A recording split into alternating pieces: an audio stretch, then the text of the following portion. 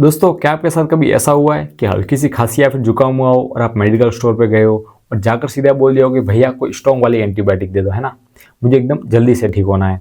और ये दोस्तों चीज़ हम सब लोग करते हैं ना, ये आपको पता होगा, हम सब ये चीज़ करते ही है कभी ना कभी, क्योंकि हमको फटाफट रिलीफ चाहिए होता है। लेकिन दोस्तों, क्या आपको पता है, एक बहुत ही बड़ी गलती है जो कि हम लोग अनजाने में कर रहे होते हैं। सो बिल्कुल दोस्तों, एक आपको वो स्ट्रॉन्ग एंटीबायोटिक लेना आपके लिए कभी कभी अंदर के जम्स को मारने के बजाय उन्हें और ताकतवर बना सकता है, और इतना ताकतवर कि फ्यूचर में शायद कोई और दवाई तो उसके ऊपर काम ही नहीं करेगी। बट ये दोस्तों डरने वाली बात नहीं है, बल्कि समझने वाली बात है कि आखिर ये अपनी बॉडी के अंदर हो कैसे रहा है और हम इस साइकिल को कैसे तोड़ सकते हैं।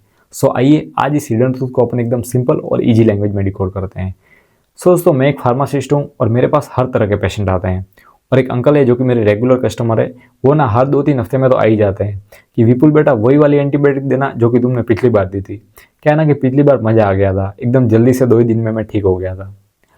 एंड बाद में उनको मैंने इसी के बारे में बहुत ज़्यादा समझाया भी, पर वो तो फिर मेरी बात सुनने ही वाले नहीं थे।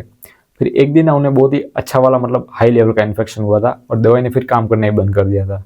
फिर डॉक्टर ने चेक किया और बोला कि इनकी बॉडी में तो एंटीबायोटिक रेजिस्टेंस आ गया है। फिर अंकल थोड़ा सीरियस हो गए। स्टिल वो मुझे घबराए हुए तो लग ही नहीं रहे थे और कन्फ्यूज उल्टा ज़्यादा लग रहे थे। फिर उन्होंने पूछा कि बेटा ये रेजिस्टेंस किस चिड़िया का नाम है। और हॉनेस्टली बताऊँ दोस्तों, ये सवाल आज 80% इंडियन के दिमाग में चल रहा होता है। सो दोस्तों, सिंपल शब्दों में समझो कि एंटीबायोटिक मिसयूज का आखिर मतलब क्या है। तो दोस्तों, एंटीबायोटिक मिसयूज का मतलब है कि दवाई को गलत वजह से, गलत डोज में या फिर बिना डॉक्टर के परमिशन के ले लेना और बाद में खुद से ही बंद कर देना। तो देखिए, हम लोग क्या करते हैं, वायरल बुखार या फिर सर्दी हुई, एंटीबायोटिक खा ली, डॉक्टर ने 5 दिन का कोर्स दिया और हमने 2 दिन खाई, आराम मिला और दवाई बंद कर दी। या फिर घर में पड़ी कुछ पुरानी बची कुछ मेडिसिन ले ली। और बस यही वो छोटी छोटी गलतियां हैं दोस्तों, जो कि अंदर ही अंदर एक बहुत ही बड़ा तूफान खड़ा कर रही होती है। और प्रॉब्लम फिर तब होती है जब अपने को वो चीज़ बाद में लास्ट में पता चलती है, जबकि बाउंडर बहुत ही ज़्यादा बड़ा बन चुका होता है। अब दोस्तों, अपन समझते हैं कि रेजिस्टेंस आखिर बॉडी के अंदर बनता कैसे है। सो देखिए दोस्तों, WHO और CDS का डाटा साफ कहता है कि जब एंटीबायोटिक आपकी बॉडी में जाती है तो उसका काम होता है कि बैक्टीरिया को मारना। लेकिन होता क्या है कि कुछ बैक्टीरिया होते हैं ना, वो बहुत ही ढीठ किस्म के होते हैं, ठीक है ना। वो मरने के बजाय खुद को बदल लेते हैं और एडप्ट कर लेते हैं उस एंटीबायोटिक के अगेंस्ट में लड़ने के लिए। और फिर जब आप अगली बार वही दवाई लेते हो ना, या फिर आप अगली बार जब वही सेम एंटीबायोटिक खाओगे ना, तो वो बैक्टीरिया हंसेंगे और बोलेंगे कि बेटा इसका तो हम पे अब कोई असर ही नहीं हो रहा है। सो दोस्तों, इसको कहते हैं अपन एंटीबायोटिक रेजिस्टेंस। और ये चीज़ आज के टाइम में बहुत ही ज़्यादा बड़ी प्रॉब्लम क्रिएट कर रही है, जो लोगों को बहुत सारे लोगों को तो इस चीज़ का आइडिया ही नहीं लग रहा है कि एंटीबायोटिक रेजिस्टेंस है क्या। सो देखो दोस्तों, इसे मैं आपको एक एग्जांपल से भी समझाता हूँ। सो मान लो आपने एक ताले यानी कि लॉक को तोड़ने के लिए 10 बार सेम चाबी लगाई, तो आखिर में वो ताला खुद को बाद में अपग्रेड कर देगा, है ना, कि अब तो मैं इस पुरानी वाली चाबी से तो नहीं खुल रहा। सो बस बैक्टीरिया के साथ भी यही चीज़ होती है, बैक्टीरिया फिर धीरे धीरे खुद को स्मार्ट बना देते हैं। तो अब सवाल ये आता है कि आखिर अपने को एंटीबायोटिक लेनी कब चाहिए। सो ध्यान से सुनिए। एक तो सिर्फ बैक्टीरियल इन्फेक्शन हो तब लेनी है, जैसे कि न्यूमोनिया है, UTI है, टाइफॉइड है, या फिर कोई स्किन इन्फेक्शन हो सकता है, और डॉक्टर को कंसल्ट करके लेनी है, डायरेक्टली खुद से नहीं लेनी है। और एक बात खासकर याद रखिए, जो गलती बहुत से लोग करते हैं, एंटीबायोटिक को सर्दी खांसी कोल्ड फ्लू इन सब में नहीं लेना होता है दोस्तों, क्योंकि ये इन सब के अंदर जनरली वायरस ही होते हैं और यहाँ पे एंटीबायोटिक का तो फिर कोई रोल ही नहीं होता है। दूसरा, एंटीबायोटिक के कुछ कॉमन साइड इफेक्ट भी होते हैं, सो इसे आप ज़रूर ध्यान रखना। ये चीज़ आप नोट कर लेना। सो जरूरी नहीं है सबको, बट हो सकते हैं कुछ केस के अंदर, है ना, जैसे कि लूज मोशन है, जी घबराना है, नोशिया है, या फिर कमजोरी फील होना, ये सब इसके कॉमन साइड इफेक्ट है। और इसमें डरने वाली बात नहीं होती है, बट हाँ, अगर प्रॉब्लम ज़्यादा लग रही है तो फिर डॉक्टर से कंसल्ट जरूर करना है। उस चीज़ को फिर आप अवॉइड नहीं कर सकते। और एक सबसे बड़ा रूल है जो आपको हमेशा याद रखना है। सो ध्यान से सुनिए। देखिए दोस्तों, एक तो डोज को कभी भी स्किप नहीं करना होता है। अगर डॉक्टर ने लिखा है 5 दिन की दवाई लिखी है तो 5 दिन की पूरी लेनी है, चाहे 2 दिन में अपने को ठीक क्यों ना हो जाए, फिर भी अपने को 5 दिन की पूरी लेनी है।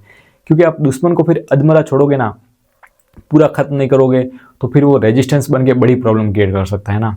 अब मैं आपको एक रियलिटी चेक भी बता देता हूँ, और ये इंडिया में तो आदत सी हो गई है लोगों की, एक ना पूरा का पूरा ट्रेंड बन चुका है। अभी जैसे ही सर्दी जुकाम हुआ, नहीं कि एंटीबायोटिक चालू कर देंगे। अरे भाई, पहले देखो तो सही कि वो सर्दी जुकाम वायरल है, बैक्टीरियल है, फिर क्या है। बस डायरेक्टली टेबलेट ले ली, और ISMR का डेटा कहता है कि लगभग 80% सर्दी जुकाम वायरल ही होते हैं, ना कि बैक्टीरियल। अब आप कहोगे, पर विपुल भाई मैंने तो दवाई ली थी और मुझे तो आराम मिल गया था। सो दोस्तों, वो आराम एंटीबायोटिक से नहीं मिला था, वो आपकी बॉडी ने खुद को हील किया था। एंटीबायोटिक ने वहाँ जाके सिर्फ आपके अच्छे बैक्टीरिया का नुकसान किया है और कुछ नहीं। और ये एक मिथ है जिसे हमें तोड़ना होगा। और याद रखो दोस्तों, एंटीबायोटिक जितनी स्ट्रांग होती है, बैक्टीरिया उससे उतना ही स्मार्ट बन सकते हैं अगर हमने उसको गलत तरीके से इस्तेमाल किया है। सो ये बात आपको हमेशा ध्यान रखनी है। तो अब आप बोलेंगे कि विपुल भाई फिर क्या है, क्या किया जाए।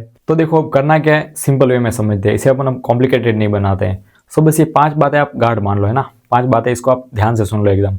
एक तो वायरल इन्फेक्शन के अंदर एंटीबायोटिक को सीधा ना बोलना है, वायरल इन्फेक्शन के अंदर एंटीबायोटिक को नहीं दिया जाता है, ध्यान से सुनना वायरल इन्फेक्शन में। दूसरा, कोर्स को हमेशा पूरा करना है, कंप्लीट करना है, बीच में कभी भी अधूरा नहीं छोड़ना है। अगर 5 दिन की मेडिसिन लिखी है तो 5 दिन की पूरी लेनी है, खुद डॉक्टर नहीं बनना है, सेल्फ मेडिकेशन नहीं करनी है ना।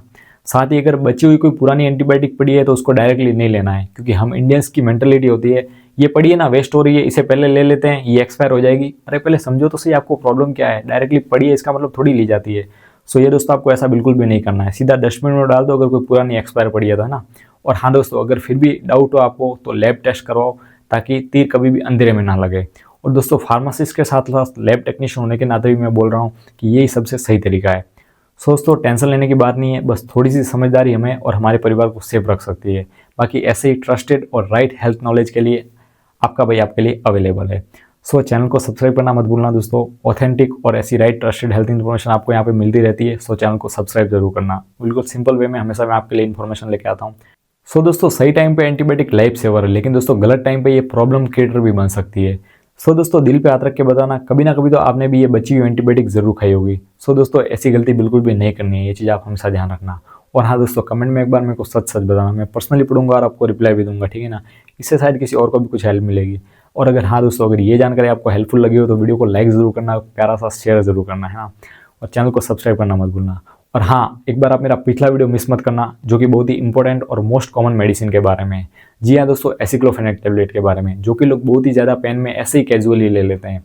क्या वो सच में सेफ है या नहीं है, और किडनी डैमेज का जो असली सच है, और साथ ही लेने का सही तरीका क्या होता है, सब मैंने उस वीडियो के अंदर बताया हो एसिक्लोफेनेक टेबलेट के बारे में। उस वीडियो को बिल्कुल भी मिस मत करना, जिसका लिंक मैंने डिस्क्रिप्शन में और एंड स्क्रीन कार्ड में भी दिया हुआ है। लिंक पे क्लिक कीजिए और वहाँ पे पहुँच जाइए, मैं आपका वहीं पे वेट कर रहा हूँ। Thanks a lot, see you soon.